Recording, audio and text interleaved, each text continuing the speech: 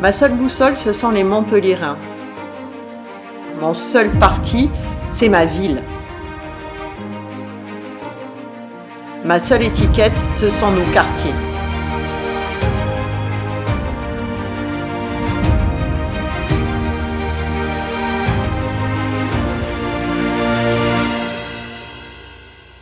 Aujourd'hui, moi j'ai envie de parler des femmes en politique. La vie leur demande peut-être plus parce qu'on peut être engagé en politique. On est mère aussi. On doit affronter l'inattendu, l'inquiétude. Qu'est-ce que la maternité? Je sais que tu as la chance d'avoir deux beaux enfants, un garçon et une fille et un garçon dans le bon ordre. Qu'est-ce que cette maternité t'a appris sur la force, sur la tienne, sur celle des autres femmes? Alors déjà, c'est savoir accueillir la différence, hein, parce que des fois on se demande où on est allé les chercher, tellement ils sont différents. Savoir les accompagner et les accepter tels qu'ils sont. Bon, moi j'ai deux enfants que j'adore, on est très très proches et ils sont tellement différents l'un de l'autre.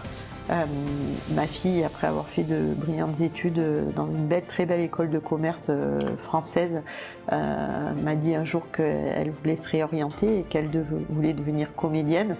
Et je l'ai accompagnée. Bonjour à tous, je m'appelle Valentine, je suis la fille d'Isabelle Perrin, fille aînée, et j'ai 25 ans.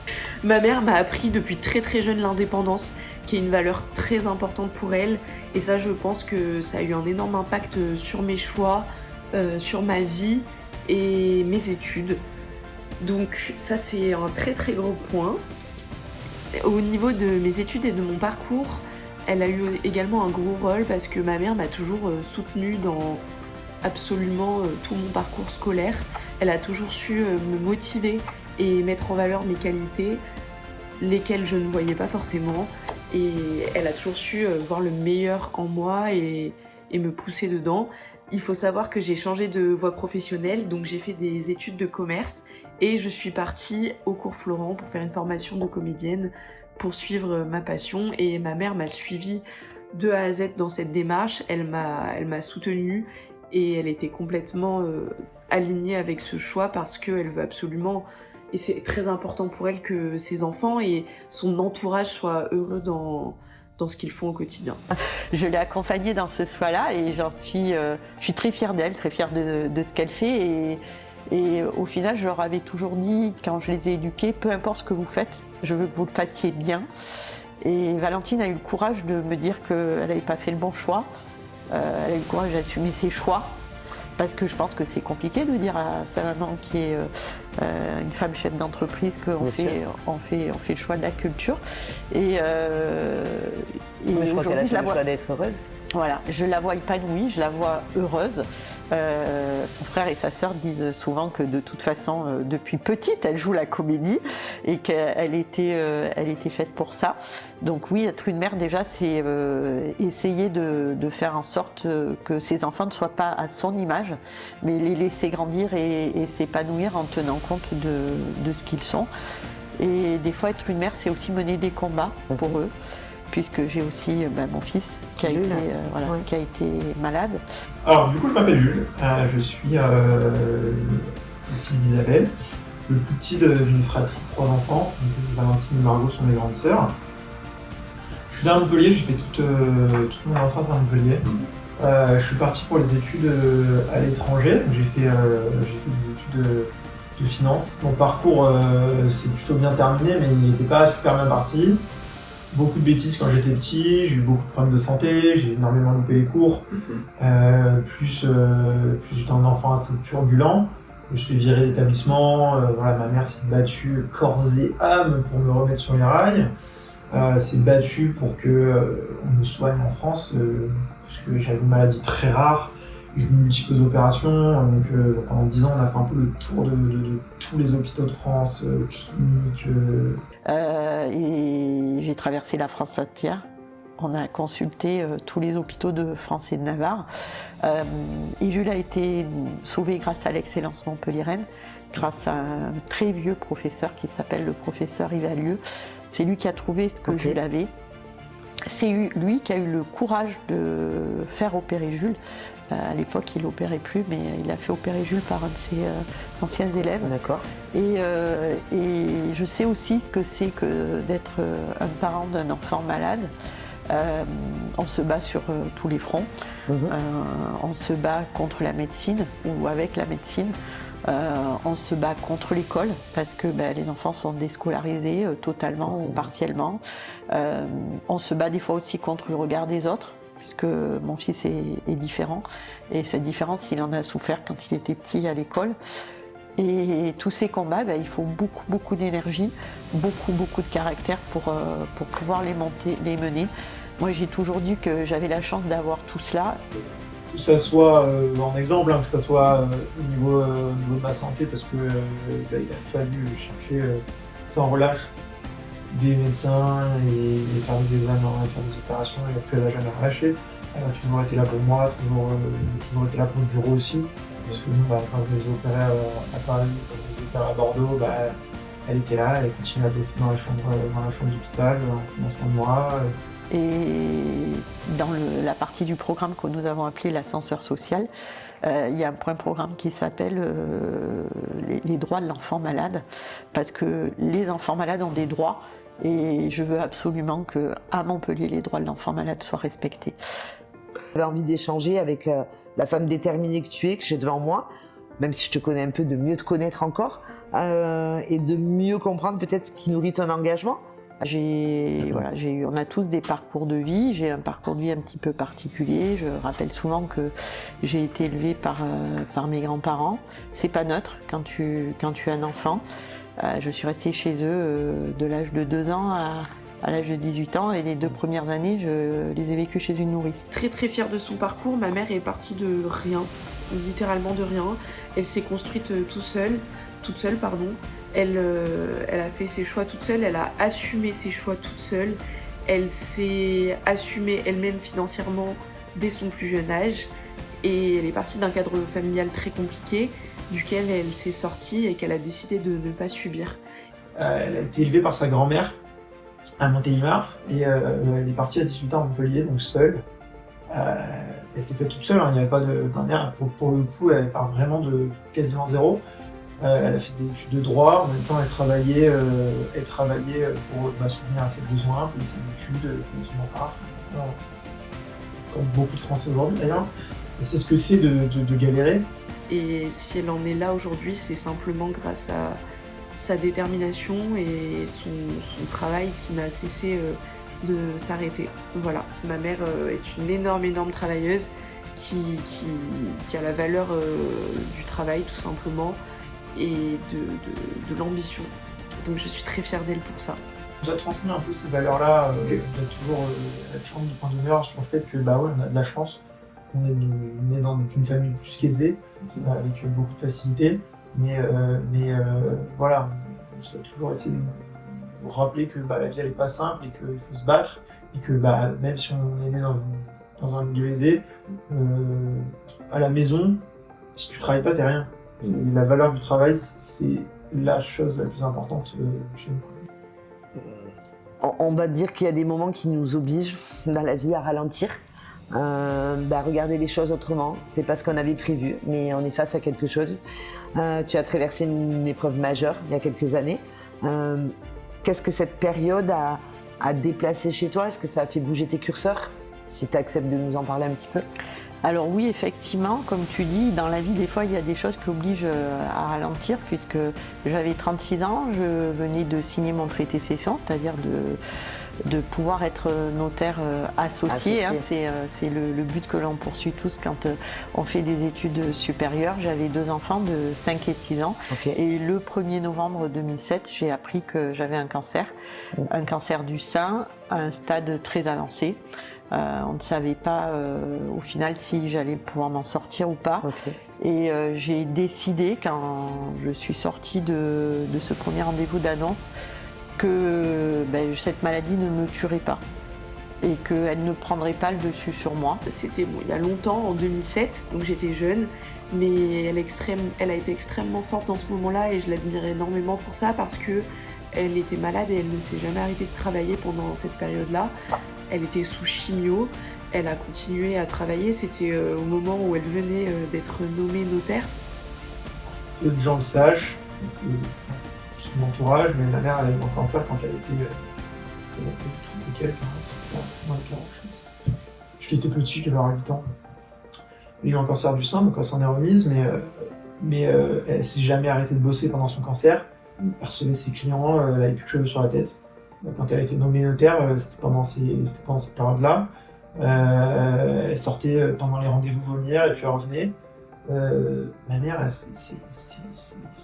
la vie l'a préparée à devoir affronter. Je veux dire, elle a dû se battre, tout ce qu'elle a, elle a dû se battre pour l'avoir. Elle a dû se battre pour l'avoir, et elle va continuer. Enfin, je veux dire, c'est pas parce qu'elle a réussi qu'elle va s'arrêter. Hein. Ouais. C'est sa mentalité, et bah voilà, elle va passer les étapes les unes après les autres jusqu'à qu'elle arrive, elle s'arrêtera pas tant qu'elle n'arrivera pas.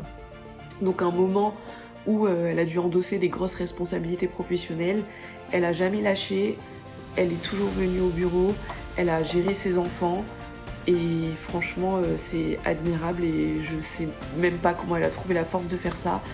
Donc c'était une période où elle a été extrêmement forte. Souvent, quand on parle de toi, on dit que tu es quelqu'un qui sait écouter. Alors, tu es un rock aussi, mais que tu sais écouter. On a tous bien compris, on le savait déjà, que tu n'es pas quelqu'un qui cède. Mais comment selon toi, on arrive à trouver ce juste équilibre de rester ouverte sans se perdre? Alors, déjà, je reprendrai un petit peu ce que tu as dit. Je ne suis pas quelqu'un qui cède au chantage. Oui, voilà. Pardon. Parce que j'écoute. Je suis écoutée, mais j'écoute aussi. Et pour moi, quand il y a une bonne idée, quand ça a du sens, peu importe de qui ça vient, il faut s'en emparer et le transcender. Ça, pour moi, c'est important et ça fait partie des combats que je mène dans cette campagne. Après, cette énergie, bon, je pense que globalement, je fais partie des hyperactifs. Je dors peu, j'ai un cerveau qui tourne toute la journée, j'ai besoin qu'on me nourrisse en permanence. Alors pour le coup, là, cette campagne, humainement et intellectuellement parlant, m'a énormément nourrie. C'est une personne extrêmement altruiste et humaniste. Et elle fait toujours très attention à ce qu'il se passe autour d'elle. Et c'est quelque chose qui est au centre de ses valeurs et de sa vie. Donc je pense qu'elle fait toujours attention à ça et à développer son écoute et toujours prendre en compte la vie des autres.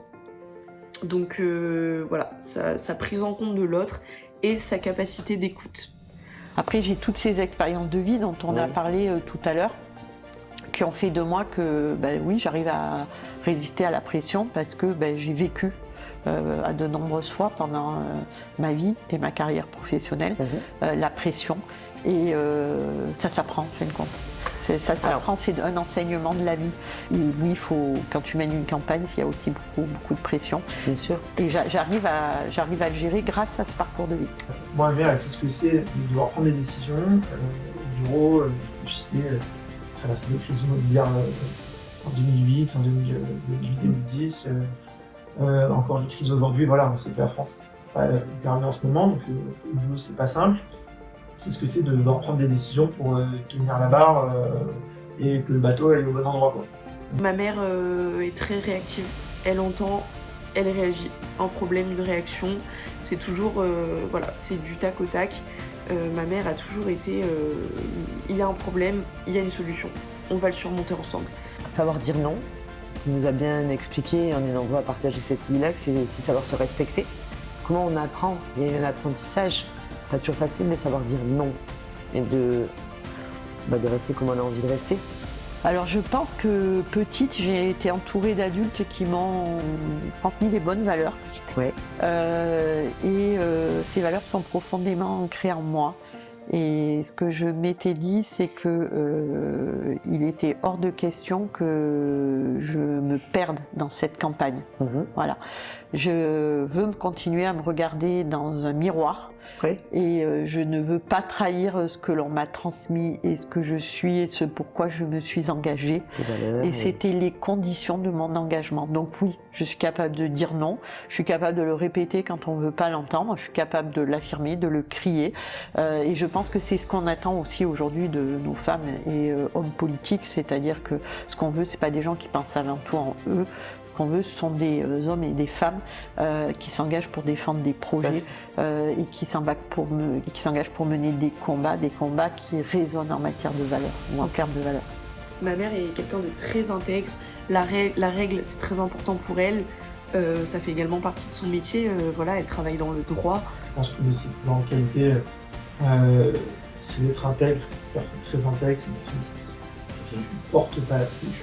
Donc, moi j'ai ce côté-là, un peu que je tiens de mon parrain, un peu filou, un peu, je pourrais me zigzaguer un peu sur les règles, etc. C'est un truc qui la rend complètement dingue. D'ailleurs, j'en ai beaucoup joué quand j'étais petit, je continue à jouer pour l'embêter. Donc, déroger à la règle, pour elle, c'est quelque chose de pas possible. C'est très important de respecter les règles pour évoluer dans une société où tout le monde s'entend et tout le monde est respecté, tout simplement. Si la règle est pareille, elle est pareille pour tout le monde la respecte. Et je pense que si elle en est là aujourd'hui dans la vie, c'est aussi grâce à cette valeur, enfin parmi ces valeurs qu'elle a, celle-là, qu'elle a toujours respectée. Alors moi je veux une recette, là je veux une astuce, après tout ce que tu as traversé, après les engagements. Tu la trouves où? Tu la puises où cette énergie? Comment on fait? C'est quoi le secret? C'est l'envie de faire, l'amour de cette ville. C'est aussi un combat que je mène pour mes enfants, c'est-à-dire que c'est leur avenir. Bien sûr. C'est nos enfants, c'est leur avenir et j'estime que quand on fait des constats et que les choses ne nous vont pas, on doit arrêter de pleurnicher là dans son coin et on doit s'engager. Et c'est à nous de montrer aux jeunes que oui, la vie elle est pas simple, oui des fois ça nous plaît pas, quand ça nous plaît pas il faut s'engager et il faut être force de proposition, il faut oser. Elle fait pas ça pour la carrière. Comme la plupart des Montpelliérains peut-être le savent, donc Isabelle elle est notaire, elle a son office, elle vit très bien sa vie. Je veux dire, elle n'est pas là pour l'argent, elle n'est pas là pour le pouvoir, elle n'est pas là pour la carrière politique. Elle n'a jamais rien à faire, elle n'a jamais fait politique avant. Elle est quelqu'un qui agit, elle ne subit pas, elle n'est pas passive dans sa vie et quand quelque chose ne lui plaît pas ou qu'il y a un problème, elle trouve une solution, elle agit et elle va au front. Si elle est là aujourd'hui, c'est parce que ça fait 30 ans qu'elle est à Montpellier et qu'elle en a marre de voir sa vie se dégrader et qu'elle a décidé aujourd'hui de donner son temps aux autres, de donner ce temps aux Montpelliérains pour essayer de faire changer les choses. Et donc je pense que ma mère prendra cette ville en compte comme elle a su prendre ses propres enfants en compte et que cette ville sera finalement son troisième enfant, certainement. J'en suis même sûre. Moi, elle m'a toujours dit, c'est un truc que je suis au quotidien, elle m'a toujours dit un peu, Jules, la vie c'est un peu une suite de problèmes. Tu dois les gérer les uns après les autres, et quand t'en as assez de gérer, entre guillemets, t'es en vacances. Et tu te poses pas la question de oulala, il y a trop de problèmes, on va pas arriver à les gérer, ou tu stresses, ou non. Tu prends le premier, tu le gères, tu passes au deuxième, tu passes au troisième, tu le gères, tu passes au quatrième, etc. Ça, elle va l'appliquer à la vie. Voilà. Et parce que ma mère prend tout à cœur et tout est très important pour elle, elle ne s'engage pas à moitié. Donc les choses dans lesquelles elle s'engage, elle y va avec le cœur avant tout et avec détermination. Moi, depuis que je suis petit, quand elle a une idée en tête, elle ne s'arrête pas, elle va jusqu'au bout. Et elle se pose pas de questions, elle se dit pas est-ce que ça va marcher, est-ce que ça va pas marcher. Non, elle pousse jusqu'au bout et on voit ce que ça donne à la fin. Et si vous hésitez encore, venez faire un apéro à la maison. Elle sera ravie de vous rencontrer et de vous recevoir. Voilà. Et les apéros chez nous, c'est toujours des très bons moments. Donc voilà, merci de m'avoir écouté. Merci d'avoir voulu en apprendre un peu plus sur ma mère. Et j'espère que cette vidéo vous aura aidé à savoir un peu plus qui est ma mère derrière cette candidature. Voilà, merci beaucoup.